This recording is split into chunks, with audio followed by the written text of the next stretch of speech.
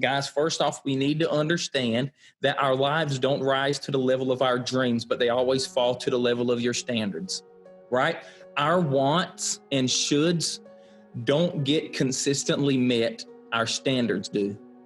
My musts get met, right? I should run 12 appointments. It sounds a whole lot different to I must run 12 appointments, right, Josh? Right? Look, we always follow through on who we internally believe ourselves to be, and our actions will align to that, guys. This is crazy, but I don't feel like I really started to grow up until I joined Symmetry, until I locked arms with Symmetry. It just changed me in so many ways of, like, I think, man, I was in my 30s before I really grew up, but I was, period. I was. They shined light on places that I never, ever realized that I needed to raise the bar. And when you're getting to hang out, I was hanging out with Edward Pritchett and Brian Delaney, who both and now are at this point are well into 7-figure earnings and well into, many investments and mass income possibilities. And that's who I'm now hanging out with. They're the bars that I'm setting my pace with. I'm starting to now follow them instead of where I was the biggest and the best, thought I was the smartest, which was just an ego problem anyways. Now I'm getting pulled up from these guys. So I think that is a big difference. It's so funny how we think we're the big fish, but then we just realize we've been in a little damn pond, right? It's like, man, you feel like a big fish when you're in a bowl, right? How about when you're in the sea, right? It's a whole different environment. It's not just about the money. And that's how success was different, because success isn't just about how much money you make. A lot of it's about how much you keep and how you treat other people. It's not the weight that's on my shoulders that matters. It's the strength of my spirit. It's the strength of my will that allows me to continue to go. I choose to believe that there is a way out and that there is an answer. We just don't see clearly what it is yet, but we're going to be a part of it. That's what I choose to believe. I choose to believe that it's not up to me, it's up to we. It's up to all of us doing the things that courageous people do, not because we're always feeling courageous, but we're willing to pretend in the gaps. If it doesn't cost us anything, we shouldn't wonder why it's not worth anything, right? And that's where hunger can go, is hunger can change our perspective from there's giants in the land to the servants are already waiting for us. What happens then? What happens then? Everything changes. That's what happens. In order to solve a problem, a well-identified problem is already halfway solved, right? And what we have to understand is that in order to have unreasonable success, we have to be unreasonable.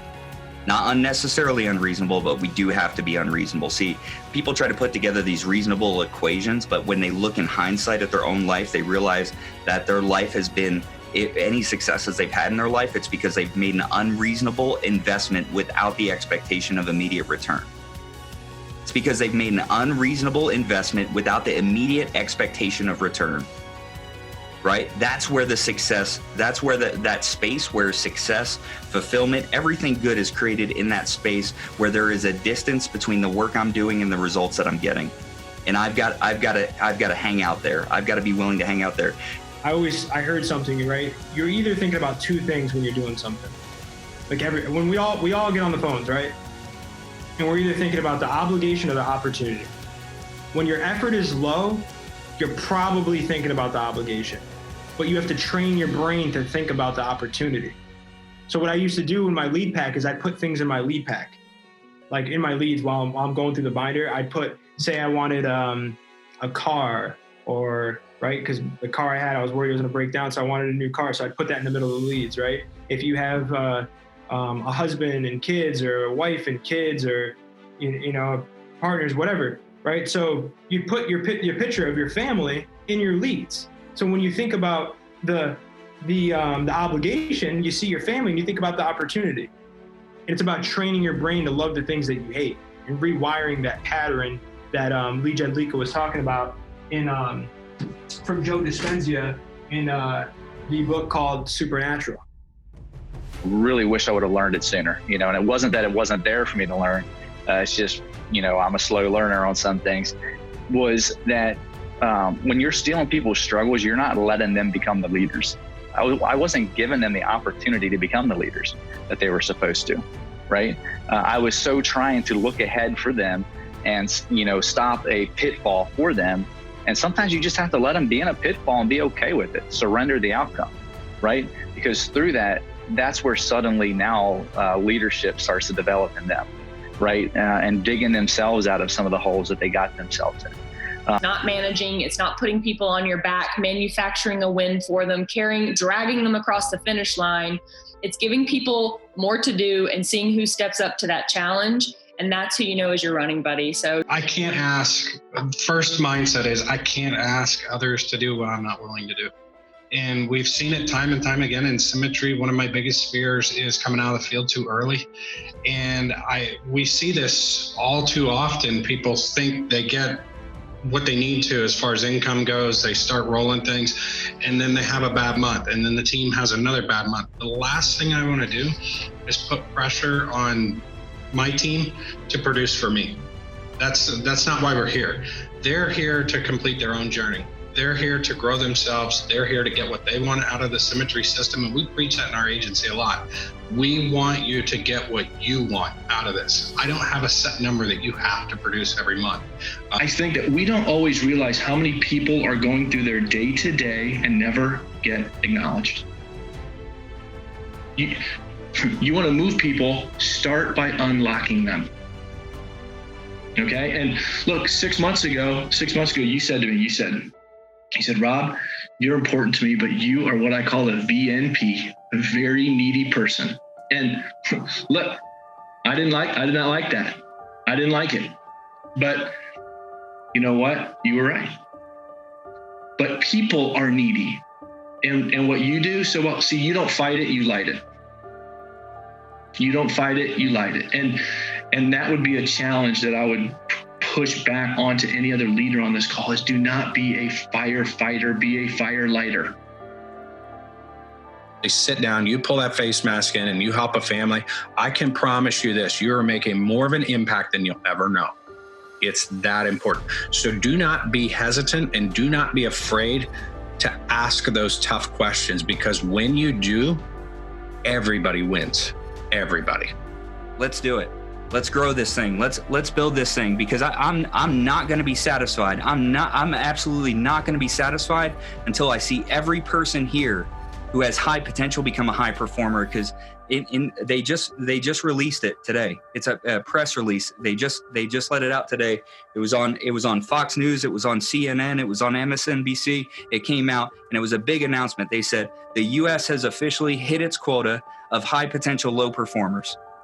Don't think that this self-development thing is about making yourself better. This is a mountain with no top. This is a game without end to the levels. There isn't a top here. This is just about getting to the next level and becoming closer and closer about who you were designed to be. And you were not designed to be you for you. You were designed to be you for a world. That's why you were born into it. That's why I have to continue to grow.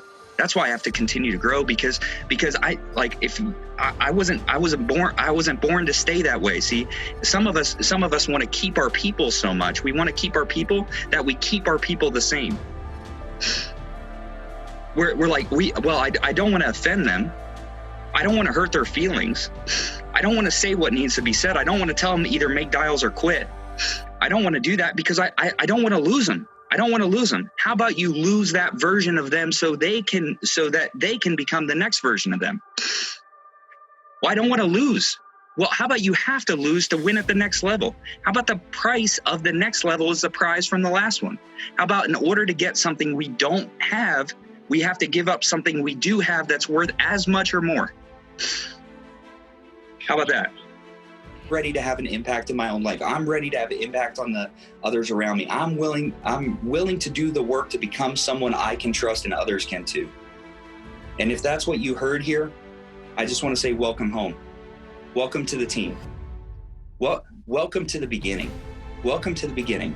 The beginning, there's going to be a lot of parts that are fun. There's going to be a lot of parts where you hit your highest highs that you ever have. And I want to be there to celebrate those with you. Right? But there's also going to be parts that are the lowest lows. You're going to feel like quitting some days. And what I want to say to you is don't quit, because that desire to quit is just the thing that's guarding the prize you really want. See, I believe around the things that we want, there are high fences. There are high fences, and that is not to keep people out. That is to test the metal. That is to test the metal and refine the people who are willing to do what it takes to get in. And getting over the desire to quit, getting over the frustration side of this business, and getting resolve that you're willing to win whatever it takes, that's the prize. Because once you understand that as long as you show up with intention and intensity in your life, you can do anything you can do anything well. Whether that's relationships, whether that's work, whether that's a sport, now you may not, like for me, I know I'm 5'10". I'm never going to be a good postman in the NBA, right? That's not going to happen, right? I can come here and win big. Average, ordinary, just willing to do a few extraordinary things that the people who have 8% dreams but a 92% work ethic aren't willing to do. The people who want but aren't willing to work will never experience in this life. And I want you to be able to experience those in the same way that Rob's been able to experience those, in the same way that Jordan Hunt's been able to experience those, in the same way that Aaron McLean's been able to experience those, in the same way that Corey Sizemore's been able to experience. The Ayers and Cicely Newsom they've been able to experience it in such big ways. Jimmy Spieldenner, been able to experience life and freedom beyond his wildest dreams. So many of us have gotten to do that. And I just want to invite you to a place where what you do can matter here, and it can matter in a big way, but we have to be willing to sacrifice unnecessary to get to the possible. So with that, Brian, I'm fired up. My cheeks are red. I'm passionate about what we're doing. The leadership that we have on this team and in this call was mind-blowing. Do not let this go to waste. I want everybody to get off your ass, put your foot on the gas, and go launch your business. And I'm not looking to enlist anyone. I'm looking for volunteers. I'm looking for volunteers who are ready to run, ready to do what it takes to get what they want, right? Ready to do enough of the right things for long enough. And I already have some. I know that Gino Locklear is already in. He volunteered. Right. I know that Aaron McLean is already in. He volunteered. I know Jordan Hunt is already in. He volunteered. I know that Ian Graham is already in. He volunteered. I know Tim Penso is in. He volunteered. Right. The seats on this bus are not assigned. They are earned and they are asked for. And if you do not ask, you will not get.